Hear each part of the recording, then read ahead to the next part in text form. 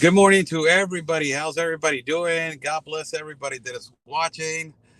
God bless you guys on this beautiful morning, this 9th of February. It is the 9th of February. Time is flying fast in the month of February. And, you know, it has been a really productive month for us on January, extremely productive. And it is going to continue to do so like that, thanks to God. We have a lot of work to do on the month of February. We're going to be traveling soon again through another country, again, to show you the reality and truth about what can it, a lot of the things that they are changing in the world. And we're going to, show you again the humanitarian crisis, the global crisis that is occurring right now in terms to the humanitarian crisis, migration crisis, everything that involves the creation of chaos by communism and socialism that is being brought to you by the left in the United States of America and the left across the world, but it's specifically in the United States of America. Good morning to everybody. I'm Oscar Blue for Real America's Voice News. It is a blessing to be with you guys. It's nice to say hello to you guys today. As you know, quick shout out to all border correspondents at Real America's Voice News. My brother Anthony Agüero, Alden Cabello, also in Texas, and my brother Ben Berquam and myself. Thank you for supporting us in this long journey that we did this coverage in South America for 18 days as we have traveled to three different borders, Colombia border, Venezuela border, and also not only that, Panama. We traveled through Panama. So it was a really long trip, long trip. Uh, but my topic today, it is Bukele, the president of El Salvador, the president of a really small country. It is being the example to the world. Nayib Bukele, the president that nobody had hope for, the president that everybody laughed at the United Nations Council because he took a selfie and he said to every single globalist that it was sitting right there that they're for this globalist agenda. He said to them, we need to move forward. We need to adapt to this new society, but with law and order. Nayib Bukele, the president that nobody thought that it can change his country like this in a blink of an eye. Nayib Bukele, the same president that went to the White House to try to talk to Joe Biden, but Joe Biden shut the door and did not talk to him because what? Because he's considered by the Biden administration as an extremist. A lot of the leftists and the leftist media, they categorize Nayib Bukele as a white supremacist, for God's sake. Not only that, they categorize him as a conspiracy theory. You know, all the leftist pandering and all the vocabulary that they use for protection of their narrative. The vocabulary to oppress the new freedom of expression, the vocabulary that they use to oppress people to not speak freely in the world. You know, that vocabulary that they tell you you're a fearmonger, you're a conspiracy theorist, you're creating hysteria at the border, you're a white supremacist, you're a white imperialist, you're xenophobic, transphobic, homophobic, pronounphobic, fatphobic, you are racist, fascist, bigot, all of that. All of that language, they do not want you to not go on society if you don't fit under that language, that terminology and those linguistics. Najib Bukele has completely changed his country. Completely. You guys don't even imagine how that country has changed.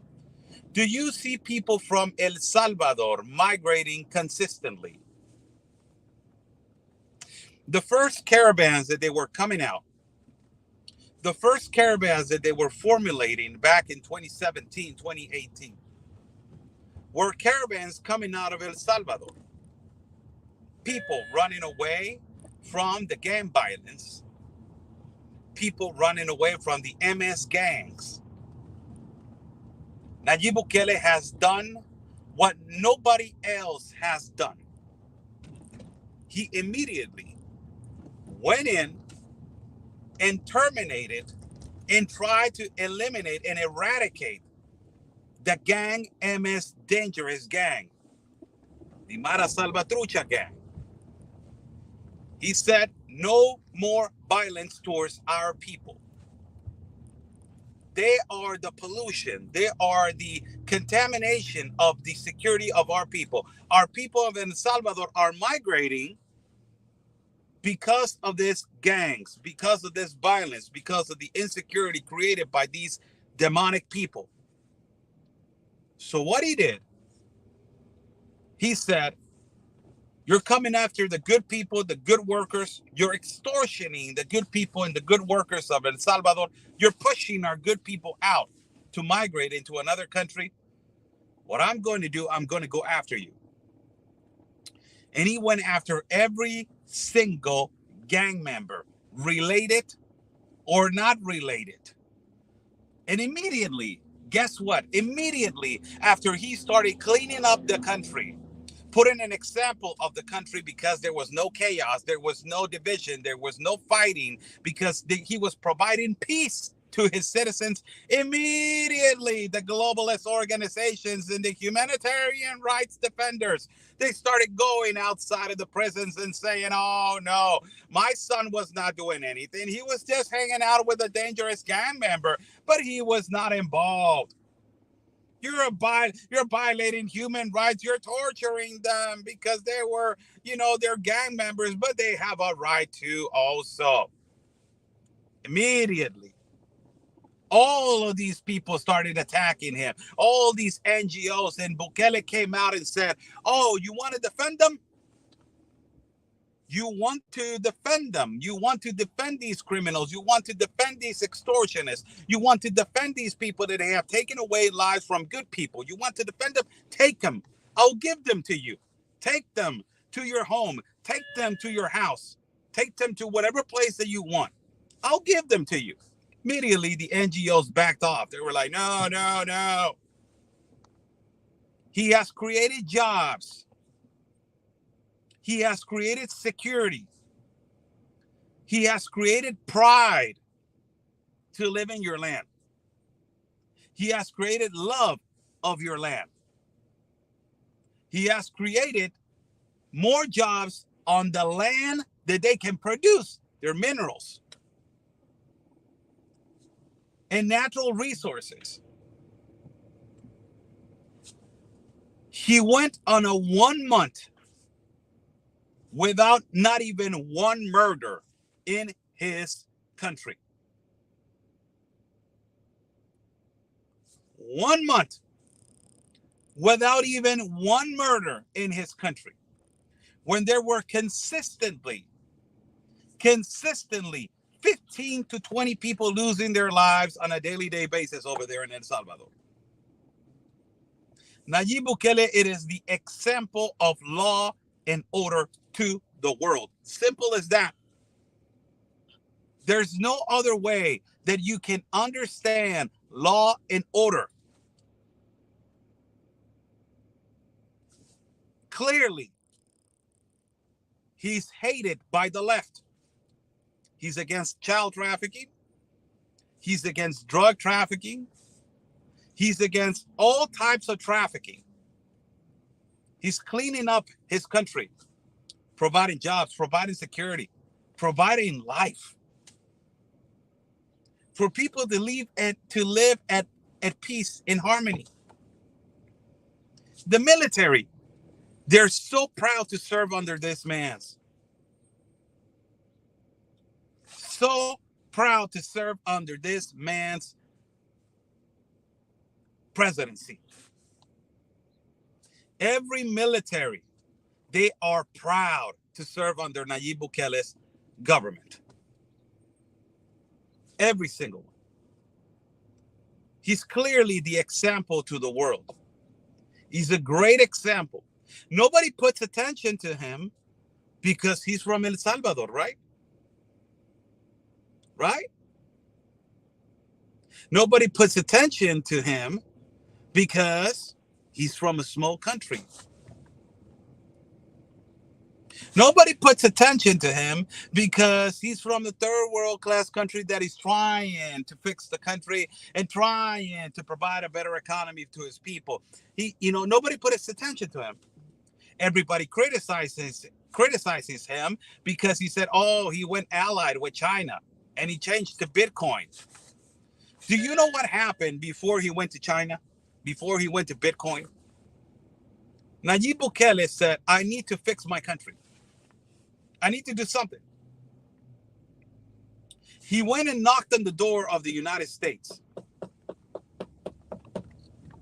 And he said, "I can provide this natural resource. We can start importing and exporting between us, negotiating, making business, provide jobs. I can work with you guys on stopping the gangs and stopping all these people from going over there, going to eradicate all these gangs." He went and knocked at the door on the White House to try to negotiate with the capitalist country. You know what Joe Biden did? He shut the door. He went to the White House. Nobody received him. He went to the White House. Nobody shook his hand. He had to do his conference at a lobby at a hotel. They tried to embarrass him, try to make him feel less. Why? Because he's not from the left. Why? Because he's a pro-life guy, pro-law and order. He's not in favor of all these radicals and all these Antifas and all these groups that they just destroy. He's in favor of life. Clearly, he's an example to the world. Obvious. So obvious now. You cannot even deny it. It's so obvious. It is just right in your face. He's fixing his country. So obvious. He's fixing his country. He's cleaning his country. The streets, the roads are so beautiful now. That's what El Salvador people have said. Guatemala people that they travel to El Salvador now, they travel over there to vacation. Back in the day, before Nayib Bukele, you cannot even travel to El Salvador. You will get assaulted. You will get robbed. You will get jacked.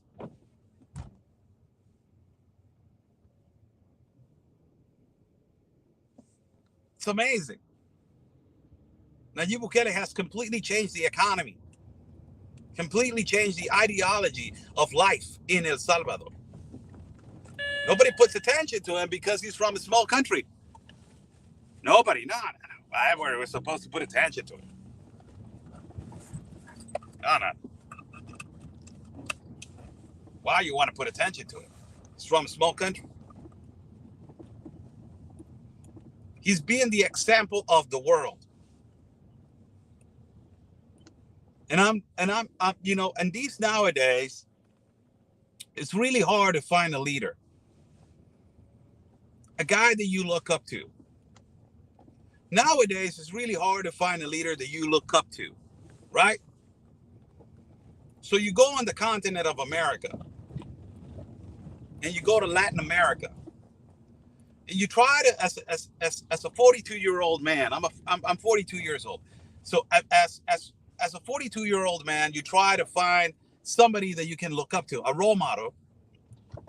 So you can say to your child, or you can say to your children, or to your children, or whatever, to your parents or to your cousins or whatever, this is the person that you need to look up to.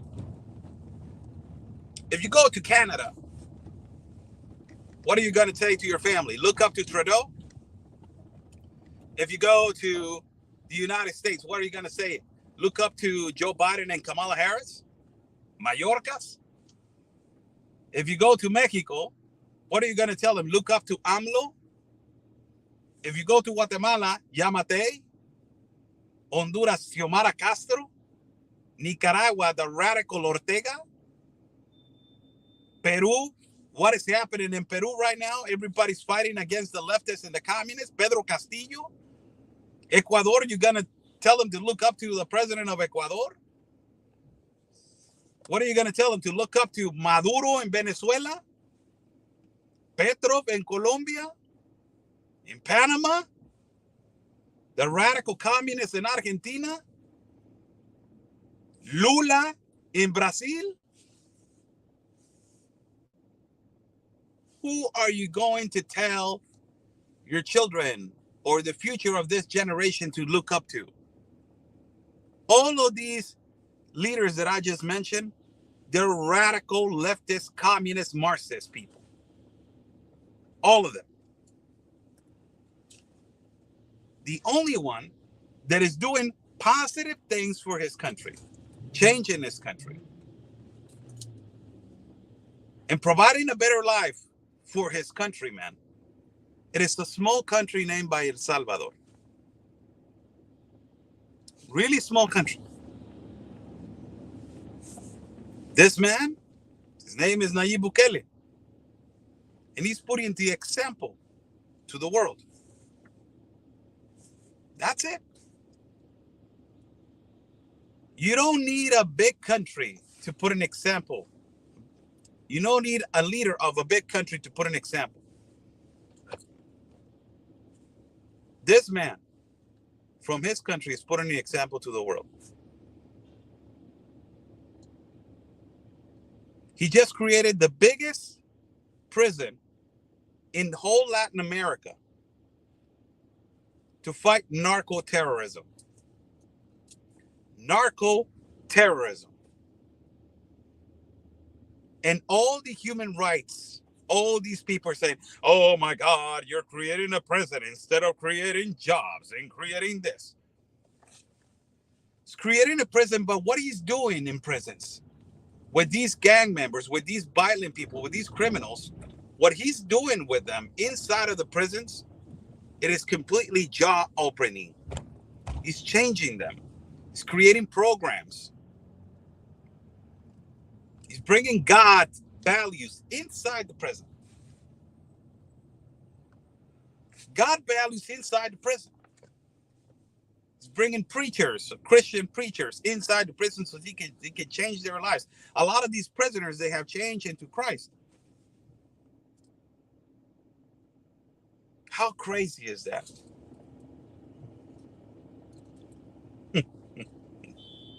Crazy. But you know who attacks him? Who goes after him? The leftist organizations, the globalists, the United Nations, the UNCR, the NGOs, the progressives. Go after Bukele. Oh no, he's an imperialist. He's a dictator. He's a supremacist. A guy that is trying to fix this country, a guy that is attacking the organized crime, a guy that is providing life, a guy that is eliminating one of the most dangerous gangs in the planet. He's a supremacist. He's an imperialist. He's a racist, right? Those are the arguments of the left. I will tell you something. If you have this vocabulary, do not approach me. If you use this vocabulary, do not approach me. And all these good people, like Nayib Bukele, that they are fighting these criminals, you should tell this on a press conference. If you have this vocabulary, do not approach me. Because your ideals and your principles are just completely deteriorated. You don't have none. It is all for your progressive and narrative agenda. You know, if you believe on these movements like Latinx, ask a Latino if they believe on Latinx. Ask your parents if they believe in Latinx as a Mexicano, national, born in Mexico. Yo nací en México, en Tijuana, California. A mí no me van a decir cosas. Do you think that I believe in Latinx? The hell is that? The hell is that? Trying to take away our identity, our vocabulary? If you use these kind of languages, do not approach me. Your narrative is completely blinded and closed. You're not open to dialogue because all of your defense mechanism is plastered on victimization. all of it, and on oppression. If you use, you're a conspiracy theorist, you're a fear monger, you're creating hysteria, you're QAnon. I don't like QAnon. I never liked QAnon. I'm not a supporter of QAnon. I don't like QAnon. But oh no, you're a QAnon. You're a white supremacist. You're a white imperialist. Xenophobic, transphobic, homophobic, pronounphobic, fatphobic, racist, bigot, all of those. If you use that language, do not approach me. You don't deserve to have a conversation with nobody like that. I'm sorry, but you don't. So if you have a conversation with somebody that you're trying to discuss migration, they will tell you, if you don't abide by their language or if you don't abide by their point of view, they will tell you you're xenophobic, you're racist, or you're in favor of the white supremacists, and you're just creating hysteria and your conspiracies of fear mongering the border. That's how Nayib Bukele gets attacked consistently. The guy is trying to fix this country and he's getting attacked by leftist organizations and globalists. That's how bad it is. Support these kind of leaders, man. That they're role models of the world. That they're role models on how to fix a country and how to provide a better life to citizens. They're role models, man. They are role models. They have the pants to say, I'm going to fix this. I love a statement that he did. And he said, to all these humanitarian rights defenders, you're telling me that you want to defend the human rights of criminals. And I said, yeah, their human rights, they have a human right. This is what Nayib Bukele said. But their human right, it is kind of restricted because they just broke the law. They just robbed, assassinated, raped, or did something. That their human right, it is restricted because there's a law. And when you violate the law, you pay. Right? That's what he said.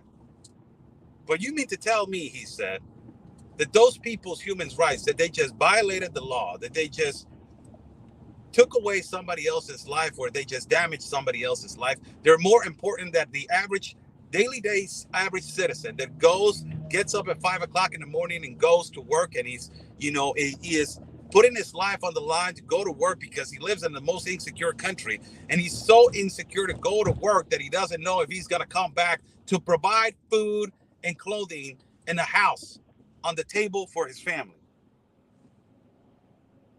He said that. So he said that to the globalist organization. You mean to tell me that these criminals have the same human right of these people, that they are on a daily day basis just going to work and try to provide a life to their families? Oh, how human are you, Oscar Blue? No, I'm not. I'm just quoting what is the fact. You mean to tell me that their humanitarian rights are so much important that a person that goes on a daily day basis trying to provide a life for his children, for his family? Isn't that amazing, huh?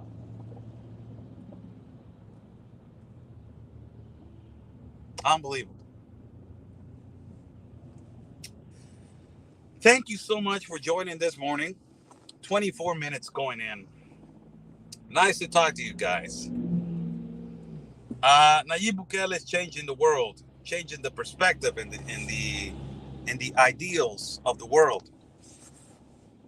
He's completely changing the manifesto on how to fix a country.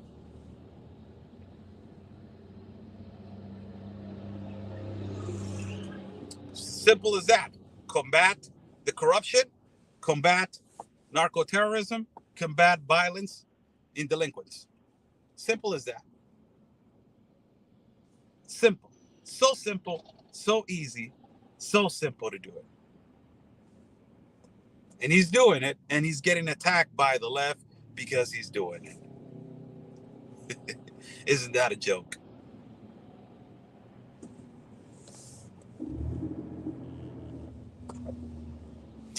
Somebody says if a person is a free man, not incarcerated, was not sentenced to death, there shouldn't be any restrictions on their freedom. That's the problem. That's an example of a problem. That's not the problem. That's an example of a problem. Uh, Thank you so much for joining in. God bless you, all of you. Have a beautiful morning. 7:36 over here, West Coast time. 7:36 over here, West Coast time. 7:36. East Coast time, 10:36. Almost 11 o'clock in the morning. Central time, I think it's 9:36. Oh, Mountain time, I think it's 8:36. I don't even know. Some those numbers around there. So it's nice to talk to you guys on this morning. Uh, and God bless every single one of you. God, your plan is our mission. So you know where you're guiding us and putting us to go. So send you a huge hug to every single one of you. Blessings to all. Stay safe. Follow my partner, Anthony Aguero. Also, Ben Berquam and Auden Cabello. Follow them and follow Real America's Voice News. Follow the best network that has the best border correspondence, Real America's Voice News. Also, you can follow my website, OscarBlueRamirez.com. You can follow that also. Nice talking to you guys. See you guys later. Stay safe.